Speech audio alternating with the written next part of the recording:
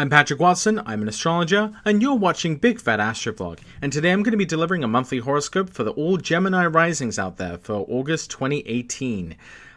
So this is not for Gemini suns. This horoscope applies to you if the tropical sign of Gemini was rising on the eastern horizon at the time and place of your birth. So if you're not sure what rising sign you have, you need to get your birth date, birth time, birthplace, go to www.astro.com, put in your birth details, and you should be able to find out what rising sign you have. So here are some of the important things I've noticed for Gemini risings for the month of August 2018.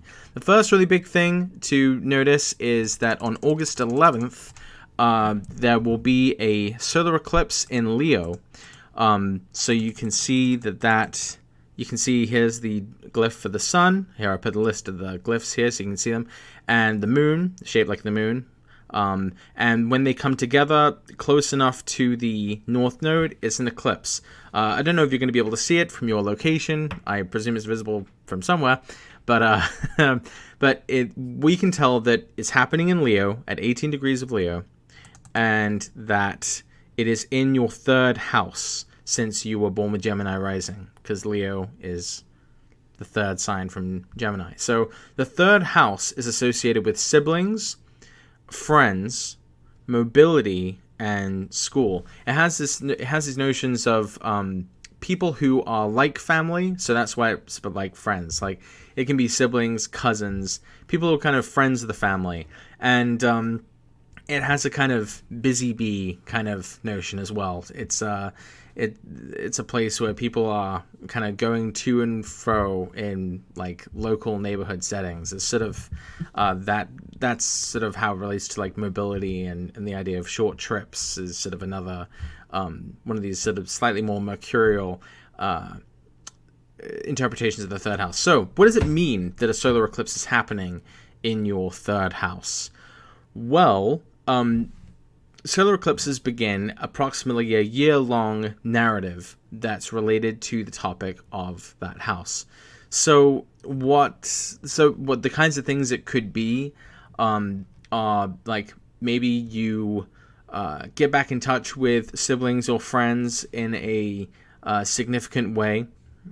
Maybe it is something that affects your ability to get around, like, or maybe it could be like getting a new car or something, or you know, you have to, or you know, because while you're getting a new car, oftentimes you have to like, you know, rent a car or you know go on public transportation. You know, there could be some changes regarding how you move about, kind of in your world. It could be like taking up a new sport, like bike riding, you know, or something like that. It has to do with kind of how you get around, at least on a sort of more local level. So that's what that eclipse will be about. Now, what's interesting is at the same time that this eclipse is happening, it's also fairly close to Mercury, which is retrograde. So when we start off the month, on August 1st, Mercury is already retrograde. It stations retrograded several days in before that, in the late days of July. So Mercury retrogrades are stereotypically associated with times of like miscommunications, schedule mishaps, technology going haywire, things breaking, that kind of thing. So we know that since Mercury is going to be going retrograde in your third house, that this is likely going to be affecting those kinds of areas. So it could be sometimes Mercury, since it's misunderstandings, sometimes it can mean like minor quarrels, like controversies with your siblings and friends. You know, he said, she said kind of thing.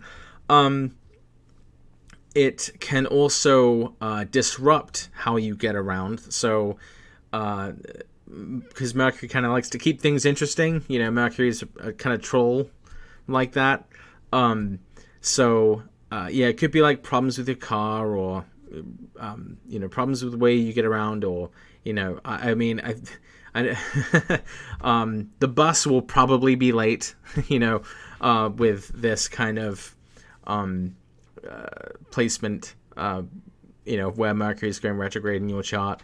So Another thing that Mercury does is it often introduces a problem or a question or an opportunity, something that you have to think about and weigh, and you're kind of uncertain. As Mercury's going retrograde, you're kind of thinking like, which way should I go? You're kind of making pros and cons and trying to decide something. So there's something about the topics of the third house that cause you to have to kind of really question something and really look it over. Now it isn't necessarily going to be too bad though, because it is square Jupiter. You can see how as we get into August, like Mercury makes a square to Jupiter. And Jupiter's usually a nice planet. So even though a square is kind of a harsher aspect between the two planets, it's, Jupiter is still kind of imparting its beneficence from the 6th. So I would say that the one potential cause of the of going back and forth over something, like what that might be about, is something to do with an opportunity at work. Like maybe what if, like, it could be something like you got promoted, but now that you're promoted, you have to like take on a new schedule, and now you're gonna have to consider like how that affects everything in your life, and how am I gonna work out that schedule, and how am I going to figure that out with my other sort of responsibilities I got to take care of. So it could be something like that. Okay.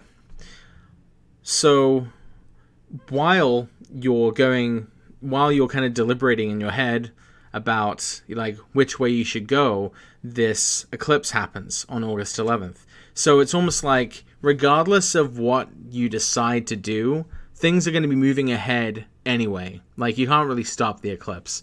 The eclipse is going to there will be some development that kind of just keeps going anyway, regardless of your kind of vacillating back and forth about it. And that Mercury retrograde finally ends on August 19th. So that's kind of when things will start kind of moving forward, and there'll be some sort of resolution. It won't just be totally up in the air by that point, or at least in the days afterwards. The next big thing you should know about is at the beginning of the month, Venus is in Virgo. It's in late Virgo, which is your fourth house. So we know that Venus is going to be pertaining to like home, parents, privacy, private life. With Venus in the fourth, that can be someone who has good social interactions in kind of more private or intimate spaces. So like, I don't know, house parties, or even just like kind of staying in. It's kind of nice. It's a nice transit. But that ends on August 7th. And then Venus moves into your 5th. And the 5th is definitely a bit more expressive and extroverted. It's a house of fun, pleasure, entertainment, creativity, creations, and also associated with children and fertility. So with Venus going through your 5th for the whole month, basically, this shows that there'll be great opportunities for social interactions in contexts where it's sort of expected. Because Venus joys in the 5th, so it's kind of a natural place for Venus to be. So this is probably a good time for parties, good time for going out to the movies or to like theme parks or things like that. It's kind of hard to imagine since we're pretty much going into the rest of the year, especially if you've already been taking breaks during the summer. But Venus going through your 5th house should be a pleasant sojourn through that sign in places where fun is kind of the point of what you're doing. So that sounds very fun. Okay, let's look at the next thing. Oh yeah, so Mars is doing some interesting things this month. If we go to the beginning of August again, we can see that Mars is retrograde because it's red, and I mean, the numbers are red. When it's going retrograde, this is red. But we know it's been going retrograde for quite a while now. For the past few months, it's been retrograde in the sign of Aquarius. What this should have been bringing this whole time is some degree of consternation, I guess, in the part of your chart that has to do with travel and religion and higher education and politics and culture and philosophy. So this might have not been a good time for you to have been on Facebook the past few months. I mean, this is a time when you're probably feeling more combative or potentially feeling more attacked on these fronts and on sort of these broader, high-level minded issues. And if you've been doing any traveling in this time, you may have experienced some maybe less pleasant situations. And so that's kind of what Mars is doing in the 9th. But the thing is that once we get into August, once we get to August 13th, Mars actually regresses back into Capricorn. So there's going to be kind of a tonal shift from moving from the 9th house of travel, religion, college, politics, and culture to the 8th house. So the 8th house is kind of scary because it has the word death in it, but it's not really about death. It's about like unknowns, and obviously no one can see past death. So the 8th house is like taboos, things that aren't seen. It can be kind of shady. Sometimes corrupt kind of things happen in this house. It's also associated with like financial institutions, banks. They're kind of shadowy and secret, right? Insurance companies, loan companies, like those kinds of characters. That whole kind of scene is like the 8th house. So with Mars going back into that sign, and then later on August 27th, actually stationing direct in your 8th house, would seem to suggest that, you will experience antagonism or conflicts or divisions with in this context. So this could be some sort of battle you end up having with like your bank, or maybe there's been like some tax issues that you've overlooked and have to kind of get back into looking into like taking care of, especially with Mercury retrograde. Like Mercury retrograde loves to bring up, old things that you like thought you took care of. And it can mean kind of conflicts on those levels with shadowy, hard to see forces. This could also be, potentially like trouble with police as well, or with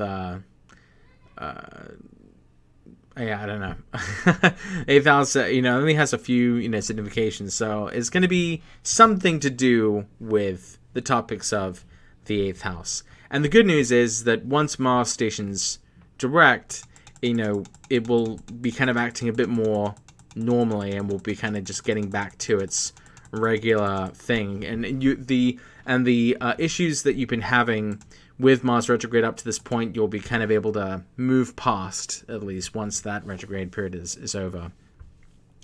And the last thing is on August 26th, so just like a day before the Mars direct station, there is a full moon at 3 degrees of Pisces. So we can see here that the sun is opposite the moon.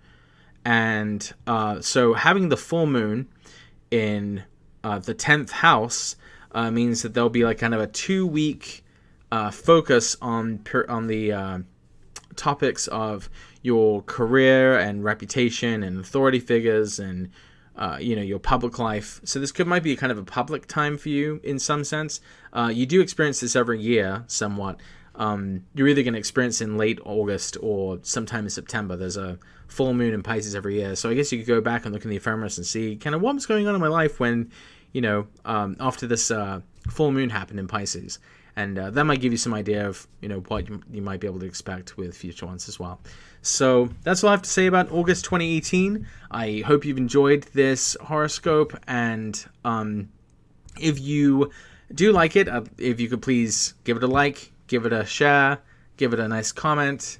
I really appreciate that. Also, if you are really awesome, you can support me on Patreon, even if it's just $1. I really appreciate your support. It helps keep me motivating and helps me keep coming up with videos to put out. And if you would like to see what I have to say about your chart specifically, I offer services on my website at www.bigfatastro.com. And if you want to do the same thing but on a budget, you can also buy my Big Fat Astro Natal Horoscope report, which is a customized report that I wrote about all of the planets and all of the signs, houses, and aspects. And so you can see what I would say about yours based on your birth details you put in. So I hope you enjoy August. I hope it all turns out well. Let me know what happens. I'll be interested to see that. And I'll see you next time.